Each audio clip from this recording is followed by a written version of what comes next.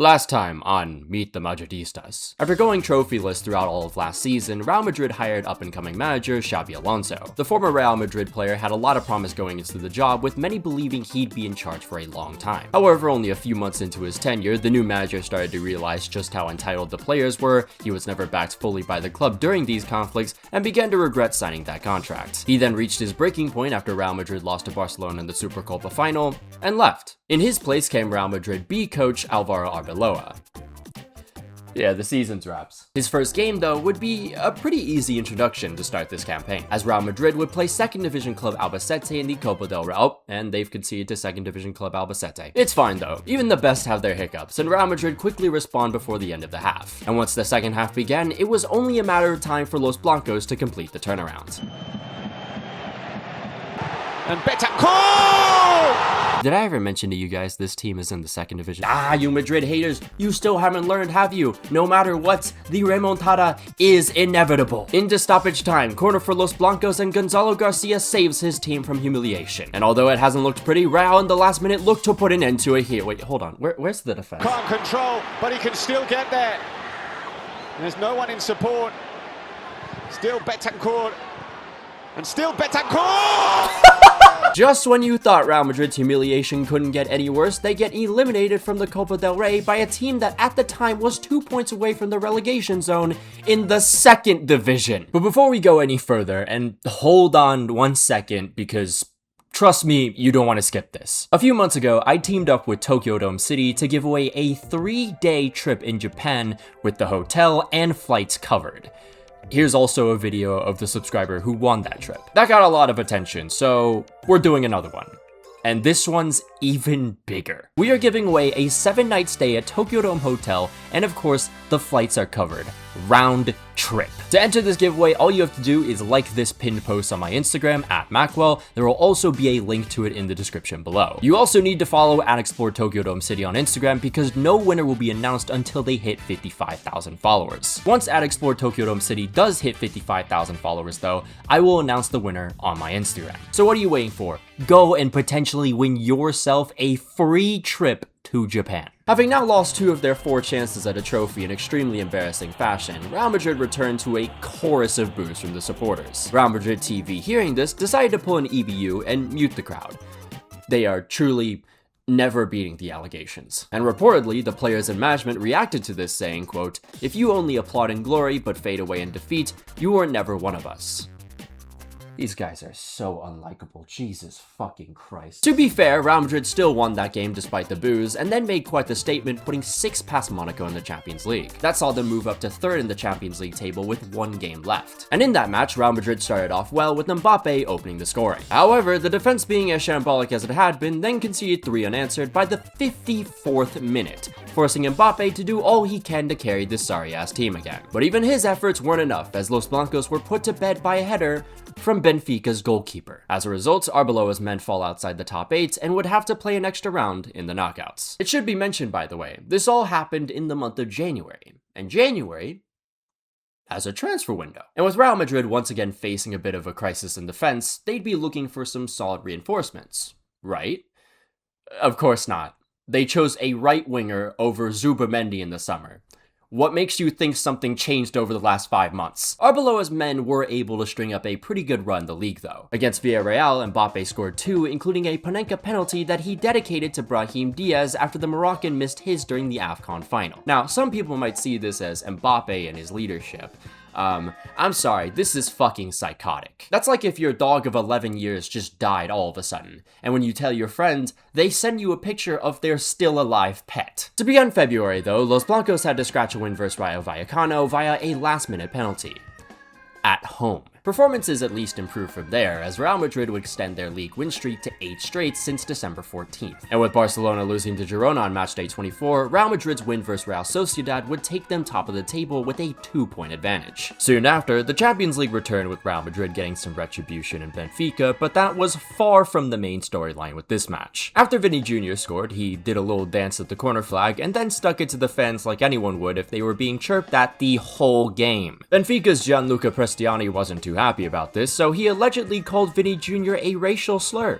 Very normal behavior, of course. Now, I'm not going to go into too much detail about this whole situation because I already did in a solo video, so check that out if you want. Anyways, before any second leg opportunity for Real's players to jump Oompa Loompa Ellen DeGeneres, there was a match in Osasuna, where once again the defense would show less composure than the time I was on a date while on 20 milligrams of Adderall. Medvidi should have never prescribed me that much. Fortunately for the mighty Madridistas, Vinny Jr. under Arbeloa over the last few weeks had been in prime form, and he bags a goal for a 4th straight time. Seeing this, Dani Ceballos decides to show off some of that Arsenal banter era play. EDP plays him onside, tries to save the day, but instead gets sent packing for the island, and Real Madrid's defense again proves unstoppable for all the wrong reasons. The torment wouldn't stop there, however. Mbappe had been feeling discomfort in his left knee over the last couple months, and it was starting to bug him again during a training session, so he was now going to be out for at least a month. And get this, it's probably got something to do with Real Madrid's medical team allegedly diagnosing the wrong leg. That's right, back in December when Mbappe originally picked up an injury, the medical staff found nothing to be wrong. The Frenchman then proceeded to play through the injury for another 3 games before feeling discomfort on New Year's Eve. I just want to ask, right, if this was really the case,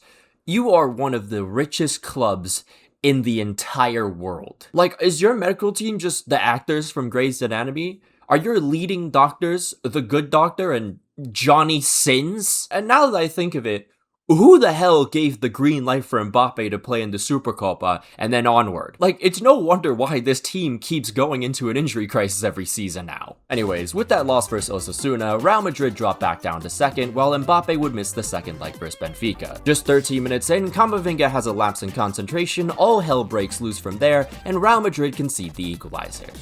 Guys, this is the one time the whole world is kind of rooting for you, and this is how you repay us? Valverde. Pull back for Chouameni! Okay, I apologize. I spoke too soon. A la Madrid. Glory to our Dark Lord. And as long as Vinny Jr. stood tall, and he always does in the face of discrimination, the blood of racists and their defenders would be spilled. Baila on their graves, Vinny. Baila! Brother, read the room. Are you fucking stupid? And you reposted it? Despite the result, Real Madrid were pretty underwhelming as a whole, and that became more the case about 5 days later, when they fell victim to terrorism ball in their own stadium. I do want to ask something though, how was this not even a yellow? With that loss though, Los Blancos are now 4 points below league leaders Barcelona. Even more bad news though, another player down as Rodrigo's ACL goes kablooey because for some reason he was allowed to play through an injury he picked up during the game versus Getafe. With morale down even more now, Real Madrid were just hoping to not make it 3 straight losses. Chouameni was up to that task as he bagged yet another goal to boost the Madridistas' moods. But not even 20 minutes later, we get what everyone fully expected when this signing was made. Classic Trent defending. Real Madrid were once again pretty in this game, but fortunately they had luck on their side and grabbed a late winner off a mean deflection. Divine intervention or not though, that goal was crucial in their hunt for the league title. Meanwhile in the Champions League, Real Madrid would play Man City for about the 8 trillionth time in the last 4 years. Los Blancos had already lost to the Citizens months prior, and with how everything was continuing to go to shit, everyone saw this as being a cakewalk for Man City. Everyone besides Federico Valverde. In just 42 minutes, the Uruguayan puts on one of the iconic Champions League performances this tournament has been known for, carrying Real Madrid on his back with a first half hat-trick. Real Madrid go on to win this one 3-0 and then put a dagger in the tie with 2 more goals in the second leg to advance 5-1 on aggregate. But it simply can't be that easy because after the triumph, it was announced that their ever so reliable keeper Thibaut Courtois would be out for 6 weeks. In between the 2 legs for City though, Real Madrid did something they haven't done in like 800 eons. Start multiple youth academy graduates. And they did it because they had like 9 senior players out, but I mean, still, they did it. And they all impressed in a 4-1 victory versus Elche, with the likes of Thiago Pitarch impressing and Dani Yanez collecting an assist for himself. Then in the Madrid derby versus Atleti, Real collected a 5th straight win with the help of a fully rejuvenated Vinny, who had now scored 10 in his last 11 appearances in all competitions. His success reflects a much better relationship with the manager, and that's spread throughout the whole dressing room as well. And a lot of that probably has to do with the fact that, you know, Arbeloa isn't exactly like a Xabi Alonso, he's the complete opposite. Do we consider that a yes man right now? Just give it some time. Let this one ruminate. However, the power of friendship can only do so much when you have so little discipline, and Los Blancos' win streak comes to an end at the hands of Mallorca. And that sees Real Madrid's title hopes take another massive hit, with them now 7 points behind Barcelona. On the bright side though, the game versus Mallorca was Mbappe's first since late February, and he would be back in time for their tie versus Bayern Munich. But listen, okay, I know I sound like the most annoying broken record when I keep saying this, but it cannot be understated how ass Real Madrid's defense is. They nearly conceded 2 within the first 30 minutes, and Alvaro Carreras was getting absolutely skinned alive. Eventually, Real Madrid's luck ran out, Los Blancos got absolutely carved apart and conceded in the 40th minute. Then, just 20 seconds after the break, Real Madrid's defense basically just watches Bayern put another in their net, and this game is basically over. However, this is the famous Bernabeu. You know the saying. 45 minutes in the Bernabeu is a very, very, very, very, very long time, and you especially can never underestimate the dynamic duo of Mbappe and Vinny Jr. You actually very much can, though. Mbappe and Vinny had some good chances, and were unlucky to be facing a Manuel Neuer who just doesn't age at this point. They looked better, but not together. And that's been the issue for the last 2 seasons now. Because this shit just does not work. You got 2 forwards that like to occupy the left side, so you get shit like this sequence where their opponents barely have to spread out, so Mbappe is shooting from this angle. And don't get me wrong, Mbappe is one of the best forwards in the world for a reason, but this is just not a good shot selection. And then you get moments like this when the two are obstructing each other. I mean, look how fucking close they are to each other. This all said, Mbappe did manage to score, so this changes everything going into the second leg, as Real only need to score once to tie it all up. And that's made even simpler with Agent Neuer gifting Real Madrid an aggregate equalizer not even a minute into the game. Los Blancos concede a corner 5 minutes later though, and it's back to square one again. However, it didn't take long for Real to once more restore the lead on the night, and the tie on aggregate. But upsetting the favorites away from home wouldn't be easy, especially if you have Trent Alexander-Arnold in your backline. Nonetheless, Real Madrid's attack have been hungry. Vinny gets unlucky with the crossbar in the 40th minute, but then just a minute later, here comes the Brazilian again, and he leaves it on a golden platter for Mbappe. It's all tied at 4. Now, not to take away from this performance by Real Madrid, it's probably their best in a long time. They knew they were the inferior side, but worked to their strengths, which was holding strong in defense and then countering with that blistering pace up top. That said, only once did this actually work, with the other goals being a phenomenal free kick and a brainless mistake. Once the second half arrived and their opponents decided to actually lock in, Real Madrid were absolutely dominated. The defense was still doing a pretty solid job at the back though, so hey, all it takes is just one more goal from that dynamic duo.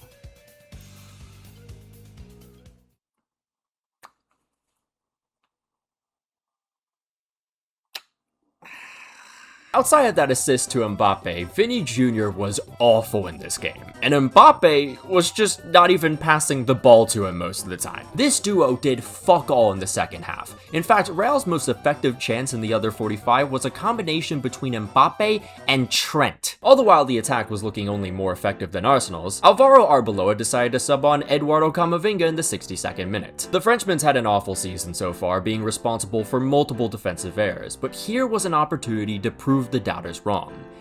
He proved them alright. Less than 20 minutes into being subbed on, Camavinga picked up a yellow card for a tactical foul. Then about 10 minutes later, he fouls someone else, but avoids the second yellow because it would have been too soft to send him off there. He then proceeds to time waste immediately after that little foul, and receives his second yellow, meaning Real Madrid would have to play the rest of the game a man down.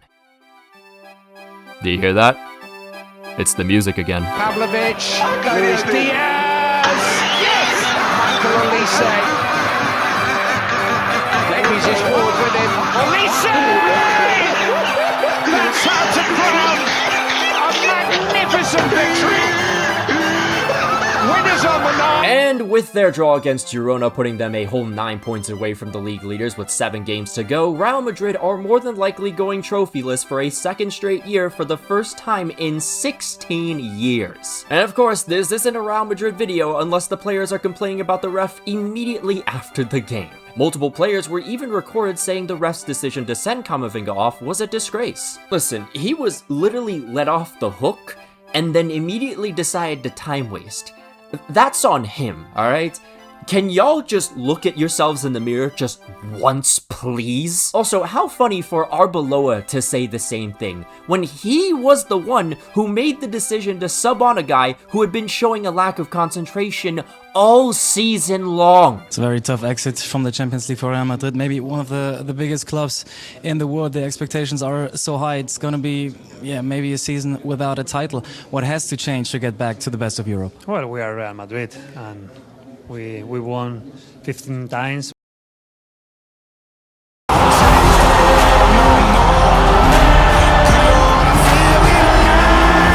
This is just insane delusion, but it's not like it's surprising or anything. It's Real Madrid. Their own fucking TV network was claiming they were, quote, totally superior. It's like I'm listening to my government say Trump wasn't in the files, man. I've also heard people say something along the lines of, oh, well, the referee's decision made the game worse. He ruined the game. He shouldn't have done that. He broke the rules. What the fuck are you talking about? Anyways, people are probably now wondering, what's next for Real Madrid? If you look a little closer at the La Liga standings right now, Real Madrid's goal-scoring record is closer to third place Villarreal than it is to the league leaders Barcelona. Stats like that just show us further proof this whole Mbappe-Vinny project is just never going to work. Sure, you got Endrick returning next season from a phenomenal loan spell with Lyon, but you still got the issue of who's going to play on the left, because you have two players that prefer to play on the left. I don't think they're going to give up that position very easily. I'm serious, I don't think Real Madrid are ever going to get close to winning another Champions League unless they deal with the whole Mbappe-Vinny thing. And what I mean by that is someone's got to go, because this project has gone way too long. It just goes to show the whole Mbappe signing really didn't have like any kind of thought put into it. It had nothing to do with tactics. It had everything to do with reputation and aura, or I don't know, like I guess it'll look better in the TikTok edits. I don't know. Which, speaking of, if you guys remember from last season, I said that if Mbappe didn't win the Champions League in the next year, I would do the first ever player Legacy of Failures video.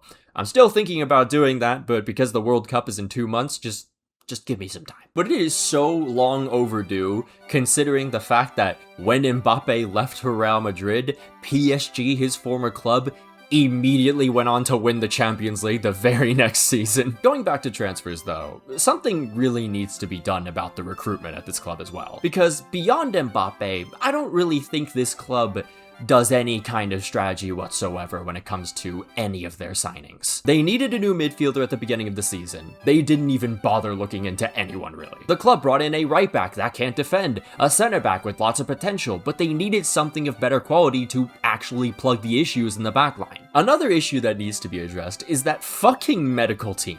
It is so bad, you would think they were doing it on purpose. Just like the previous season, Real Madrid had another injury crisis. Pretty much like a month ago, they had 10 of their senior players out. It's gotten to the point that according to French news outlet L'Equipe, Kylian Mbappe personally told Florentino Perez he no longer wishes to be treated by Madrid staff. Thing is though, this might go beyond just the players being treated half-assedly. Former Real Madrid nutritionist Itziar Gonzalez posted on her story in regards to the news about Mbappe's misdiagnosis, saying, quote, "Although I don't know what's worse, this or them prescribing supplements based on free ChatGPT. I really hope that this isn't real news for the sake of every single player at that club, because if one of the richest clubs in the world is using ChatGPT for their medical team, we're all cooked." By the way, back in December of last year, that same nutritionist accused the medical staff of manipulating and threatening her, so, there's also that. Alright, but let's look at some positives,